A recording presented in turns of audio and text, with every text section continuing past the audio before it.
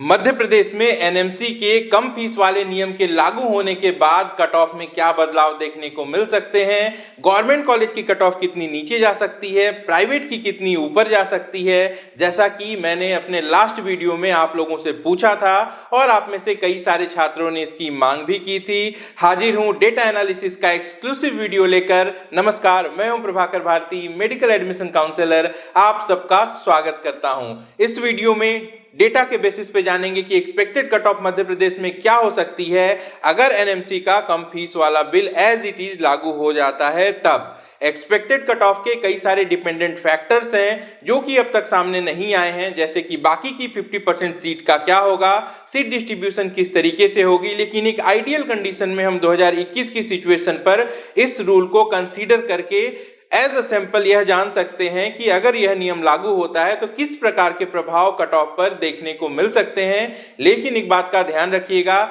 यह नियम फिलहाल सरकार ने लागू करने की घोषणा की है, लेकिन जब तक इस नियम के तहत काउंसलिंग कंप्लीट नहीं हो जाती है, एडमिशंस नहीं हो जाते हैं, तब तक हम इसे लागू प्रैक्टिकली नहीं मान सकते। सबसे पहले कुछ अपडेट्स हैं वो जान लीजिए। जैसा कि अपनी पिछली वीडियो में मैंने आशंका व्यक्त की थी, मामला फिर से कोर्ट में जा पहुंचा है। मध्य प्रदेश में एक कॉलेज के द्वारा 12 सितंबर 2022 को मध्य प्रदेश के हाई कोर्ट के भोपाल बेंच में रिट पिटीशन लगाई गई है, जो कि एनएमसी, एएफआरसी यानी कि मध्य प्रदेश की fees regulation authority, union of India और मध्य प्रदेश सरकार के खिलाफ है और यह संभवतः फीस के नए नियम के खिलाफ ही है। इस पर सुनवाई 19 सितंबर 2022 को होनी है। इससे पहले भी एक पिटीशन 30 अगस्त 2022 को मध्य प्रदेश के हाई कोर्ट में एसोसिएशन ऑफ प्राइवेट यूनिवर्सिटी के तरफ से लगाई जा चुकी है। यह भी एनएमसी के खिलाफ है। इसकी सुनवाई भी 19 सितंबर 2022 को होनी है। चलिए फिर भी मान लेते हैं कि एनएमसी का यह फीस रेगुलेशन वाला नियम सरकार ने लगा दिया,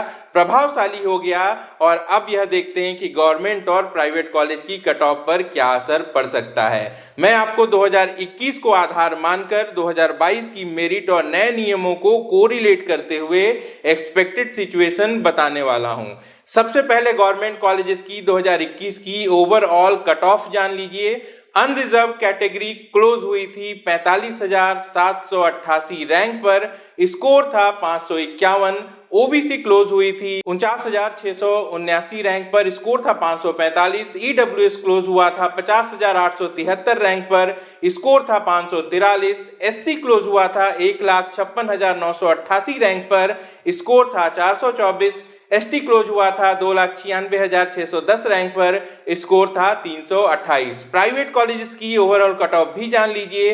अनरिजर्व कैटेगरी क्लोज हुई थी 1,25,572 रैंक पर, स्कोर था 457। ओबीसी क्लोज हुई थी 1,29,050 रैंक पर, स्कोर था 454। एससी कैटेगरी क्लोज हुई थी 2,95,587 रैंक पर, स्कोर था 329। एसटी क्लोज हुआ था 9,19,399 रैंक पर, स्कोर था सिर्फ 108। रिजर्वेशन की क्या व्यवस्था है मध्य प्रदेश में वो भी देख लीजिए। अनरिजर्व कैटेगरी के हिस्से 40% सीटें हैं, ओबीसी के लिए 14% सीट्स हैं, ईडब्ल्यूएस के लिए 10% सीट्स हैं, एससी कैटेगरी के लिए 16% और एसटी के लिए 20%। अब सीट मैट्रिक्स भी देख लीजिए। 2021 में 13 सरकारी कॉलेज में टोटल 2055 सीट्स थी। इनमें से ऑल इंडिया कोटा और सेंट्रल पूल कोटा को हटाने के बाद स्टेट काउंसिलिंग के हिस्से में आई थी 1530 सीटें। सीट का डिस्ट्रीब्यूशन क्या था वह भी देख लीजिए। अनरिजर्व सीट थी 612, ओबीसी के लिए 215, ईडब्ल्यूएस की 153 सीट्स थी, एससी की 244 और एसटी की 306 सीट्स थी। एमपी में वर्टिकल रिजर्वेशन भी है, जैसे कि सैनिक कोटा, फ्रीडम फाइटर और पीडब्ल्यूडी कोटा, जो इन्हीं में से निकलता है। प्राइवेट कॉलेजेस की भी सीट मैट्रिक्स देख लेते हैं। 11 प्राइवेट मेडिकल कॉलेज में 1750 सीट्स थी। इनमें से 15% एनआरआई कोटा हैं। इनको अगर हटा दें तो कुल सीट्स बचती हैं 1482। इनकी सीट डिस्ट्रीब्यूशन देख लीजिए। अनरिजर्व कैटेगरी में होती थी 704 सीट्स, ओबीसी में 197 सीट, एससी में 225 सीट, एसटी में 282 सीट।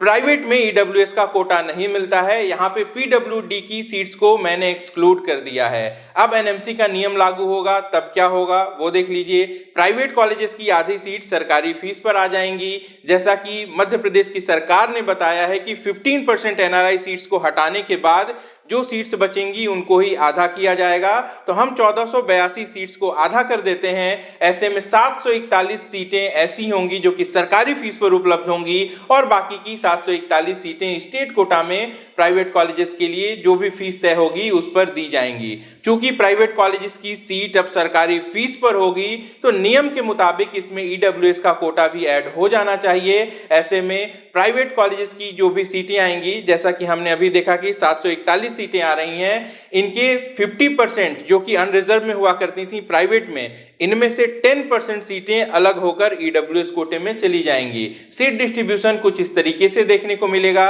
अनरिजर्व कैटेगरी के लिए 741 का 40% यानी कि 282 सीटें बढ़ जाएंगी। ओबीसी के लिए 99 सीटें, ईडब्ल्यूएस के लिए 70 सीट्स, एससी के लिए 112 सीट और एसटी के लिए 141 सीट यहां पे सरकारी फीस पर उपलब्ध होगी। अब इन प्राइवेट सीट्स को गवर्नमेंट की कुल सीट्स में जोड़ देते हैं क्योंकि ये सीट्स भी गवर्नमेंट फीस पर होंगी।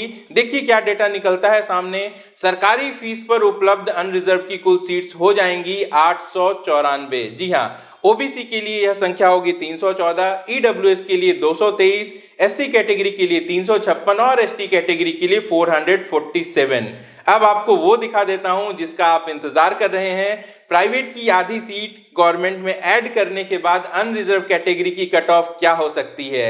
जब सीट्स थी 612, सरकारी सीट्स की बात हो रही है, जब सीट्स थी 612, कट ऑफ थी 551, अब अनरिजर्व कैटेगरी में सीट्स होंगी 894 और कट ऑफ हो जाएगी 532। जी हाँ, कट ऑफ लगभग 20 मार्क्स नीचे आ सकती है। ओबीसी कैटेगरी में क्या होगा, 215 सीट पे कट ऑफ हुआ करती थी 545, अब 314 सीट्स टोटल हैं। ऐसे में कट ऑफ 525 हो सकती है। ईडब्ल्यूएस की बात करें, पहले 153 सीट्स थी, इन पे कट ऑफ हुआ करती थी 543, अब जब 223 सीटें हो जाएंगी तो कट ऑफ हो सकती है 522। एससी कैटेगरी की बात करें तो सीट्स थी 244, कट ऑफ रही थी 424, अब एससी की सीट्स बढ़कर हो जाएंगी 356, ऐसे में कट ऑफ हो सकता है 398। यहां ध्यान देंगे कि 424 स्कोर पर रैंक लास्ट ईयर के कंपैरिजन में 2022 में बेटर है। ऐसे में एससी एसटी के कैंडिडेट्स को ज्यादा फायदा होता हुआ दिखाई दे रहा है। एसटी की सीट्स थी 306, कट ऑफ रही थी 328, ऐसे में एसटी की सीटें बढ़ के हो जाएंगी जब 447, तब कट ऑफ इनकी 301 आ सकती है। ये डेटा जो आपने देखा लास्ट ईयर के डेटा कट ऑफ ट्रेंड पर आधारित था और इस ईयर की मेरिट को ध्यान में रखते हुए मैंने प्रिपेयर किया है। चलिए अब प्राइवेट कॉलेज की भी सिचुएशन देख लेते हैं। आधी बची हुई 741 सीट्स का सबसे पहले सीट डिस्ट्रीब्यूशन देख लीजिए।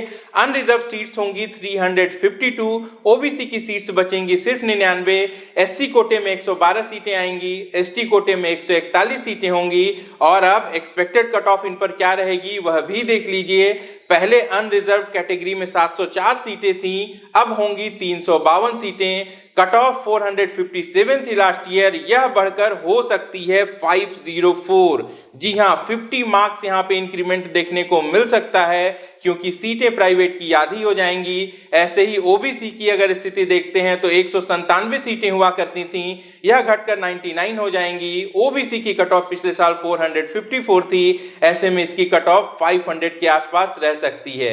एससी की सीट्स 225 थी, एक्सपेक्टेड सीट घटकर 112 हो सकती हैं। प्रीवियस ईयर की कट ऑफ 329 थी, इस साल 370 हो सकती है। एसटी कैटेगरी के लिए 282 सीट्स थी, यह घटकर 141 हो जाएंगी। एसटी कैटेगरी की पिछले साल की कट ऑफ मात्र 108 थी, यहां पे बड़ा इजाफा लगभग 200 के आसपास यह क्लोज हो सकती है।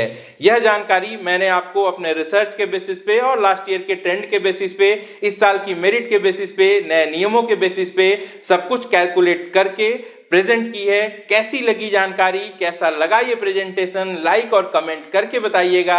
नए हैं चैनल पे तो सब्सक्राइब जरूर कर लीजिए क्योंकि ऐसे ही डेटा बेस्ड एनालिसिस और नीट काउंसलिंग से जुड़ी एक्सक्लूसिव जानकारी लेकर टीम ओम एजुकेयर आते रहती है। अपना और अपनों का खूब ख्याल रखिए। मैं जल्द मिलता हूँ। नमस्कार, जय हिंद।